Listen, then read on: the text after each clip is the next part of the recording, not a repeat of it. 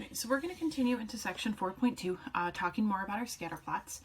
In section 4.1, we talked about how we can construct and kind of the different things that we're looking for in definitions in scatter plots. We talked about trend, we talked about strength, and we talked about shape in our scatter plots. In this section, we're going to take a closer look at strength. So when we were in the last section, we described the strength of association using words such as very strong, moderately strong, weak, etc. These are very subjective descriptions that could easily vary in meaning from person to person. In this section, what we're going to do, our goal is to come up with a numerical value, which is going to be called the correlation coefficient, to measure how strong our association is. So we're going to take the kind of general idea that we were looking at in the last section, and we are going to give it more kind of concrete terms. We're going to give it mathematical definitions rather than just general word definitions. All right, so the correlation coefficient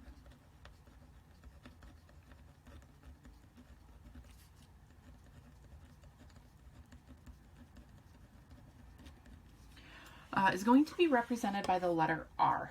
So our correlation coefficient is going to be represented by the letter R, and it is a number that measures the strength and direction of a linear relation between two numerical or quantitative variables. So in the last section, we also talked about whether or not we were increasing or decreasing, or if we had positive trend or negative trend. Our correlation coefficient is also going to tell us that, in addition to how strong the correlation is. Right, the linear correlation coefficient is always going to be between +1 and -1 inclusive. Inclusive means that we're going to include our -1 and +1 values. So if we write it in terms using inequalities, R is between, and it could be equal to both of our values of -1 and +1. If R equals +1, then a perfect positive linear relationship exists.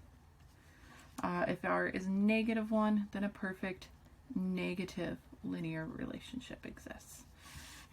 So there is such thing as going to be a perfect line, a perfect linear relationship.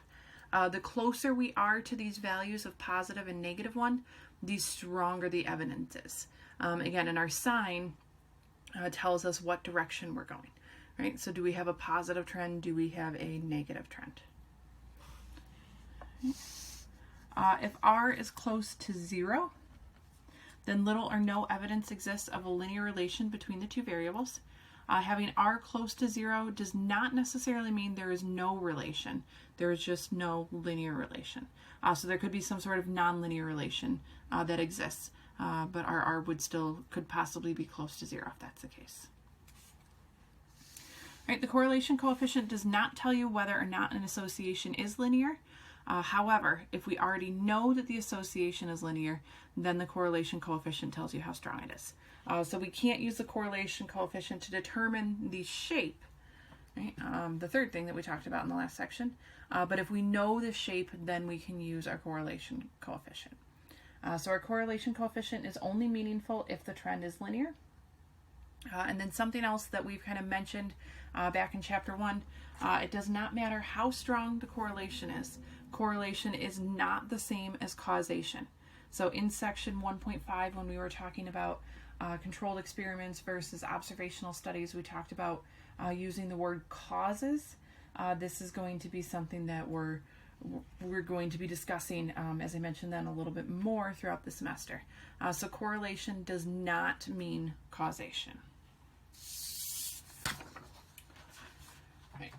So on the next page, we are going to look at and kind of figure out what we mean by this correlation coefficient. So far we've just seen a bunch of different things about it, about our values.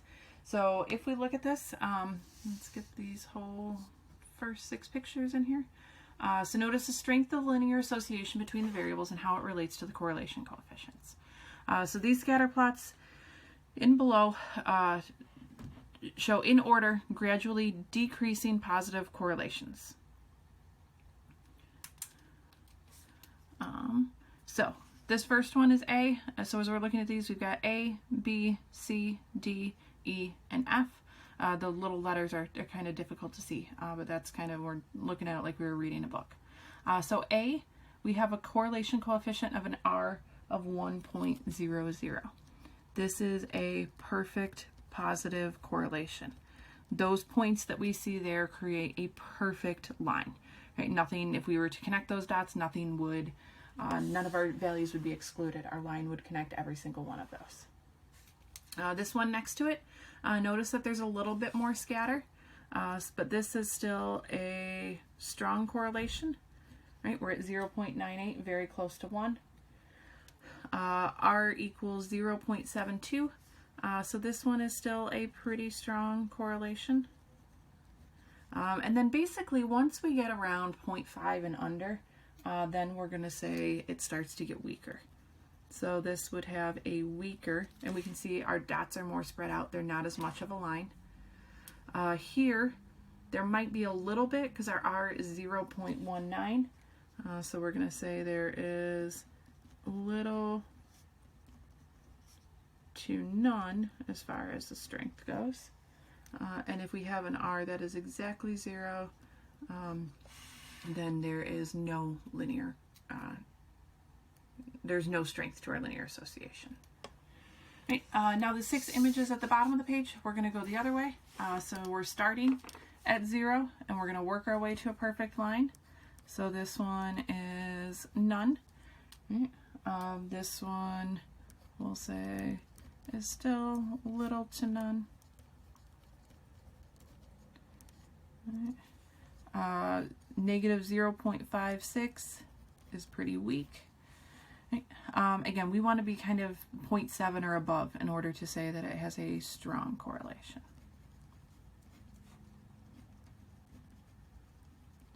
Right, and all of these numbers are negative because all of these linear associations go down. They're all decreasing.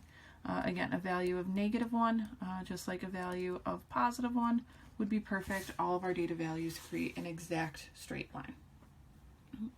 So as we're going through and we're thinking about and we're looking at our correlation coefficients for the next few examples, and as we're talking about correlation, again, we're thinking positive or negative, right? The sign tells us a lot, and the closer we are to 1 or -1, the stronger our correlation is. The closer we are to 0, right, the less linear association we have.